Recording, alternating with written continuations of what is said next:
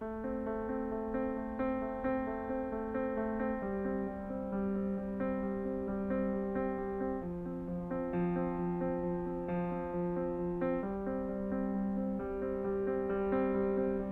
the heart of the greater Yellowstone ecosystem sits Grand Teton National Park. At nearly 20 million acres, the greater Yellowstone landscape is one of the largest intact temperate ecosystems on the planet. Home to one of North America's widest diversities of species, Grand Teton National Park plays host to healthy populations of grizzly and black bear, wolves, bison, elk, and moose. Over the past 2 decades, grizzly bears and wolves have made a resurgence throughout the region. Reintroduced to Yellowstone in 1995, wolves now thrive in Grand Teton National Park. Grizzly bears, once a rare sight in the northern reaches of the park, are now visible throughout the entire ecosystem.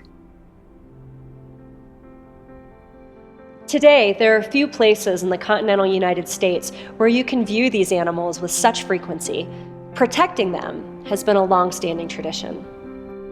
While you are traveling in the park in the Jackson Hole Valley, watch for wildlife.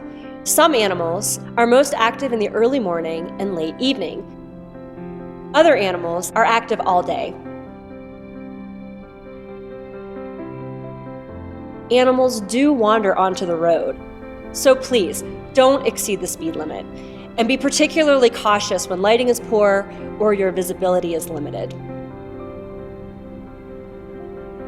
Whether you are visiting during your vacation or you live here in the valley, encountering wildlife can be both thrilling and potentially dangerous. While you're here, we hope you get to experience wildlife safely. The park does have expectations and regulations about how you conduct yourself while you're here in the park. For example, the minimum viewing distance from a bear or a wolf is 100 yards. That's the distance of a football field. For all other animals, that distance is 25 yards. The easiest thing to remember is this: if your presence is altering the behavior of any wild animal, then you're too close.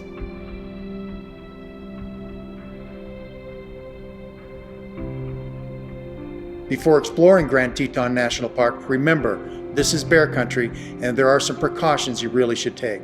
First, check in at a visitor center or ranger station to ask about bear closures and recent sightings. Hike in groups, preferably 3 or more. Solo hiking and trail running are strongly discouraged. Make noise to avoid surprising a bear. Talk, sing, or clap your hands. If the bear knows you're present, they'll usually leave. Hike during the middle of the day instead of early in the morning or late in the evening. Carry a can of EPA-approved bear spray and keep the canister where you can easily reach it, not in your pack. If you're not familiar with bear spray, feel free to ask a park ranger for a bear spray demonstration. Both black and grizzly bear vary in color from light blonde to black, so distinguishing which species you're looking at can be difficult. If you encounter a bear on the trail and it has not noticed you, the best approach is to back away slowly and quietly and wait for the bear to leave. Never approach a bear. If the bear has noticed you but is not acting aggressively, stay calm and do not run. Both black and grizzly bear can run up to 35 miles per hour, which is more than 3 times faster than you can. Most bear attacks are the result of surprise encounters. Mothers with cubs or bears defending food are especially dangerous and may charge you.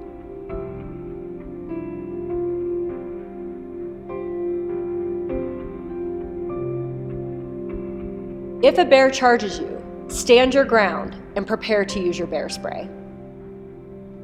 If a bear makes contact with you, drop to the ground and play dead. Lie flat in your stomach, protecting your neck and your head with your arms. Keep your pack on for protection. If the bear tries to turn you over, roll with the motion and return to your stomach. Be still and stay silent to convince the bear you are not a threat. Do not move until you're certain the bear is gone.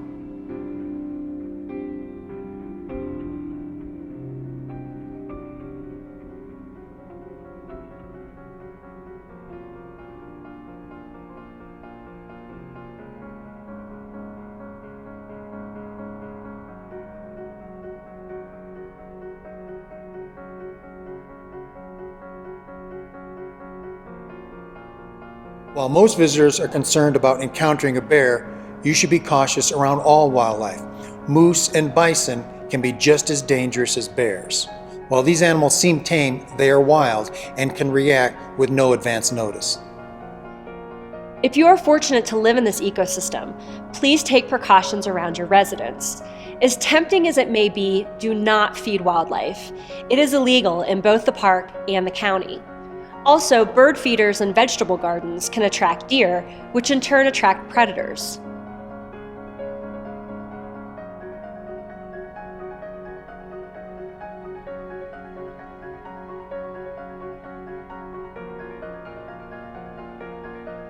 John D. Rockefeller Jr. had a saying, "Every right implies a responsibility, every opportunity an obligation, every possession a duty."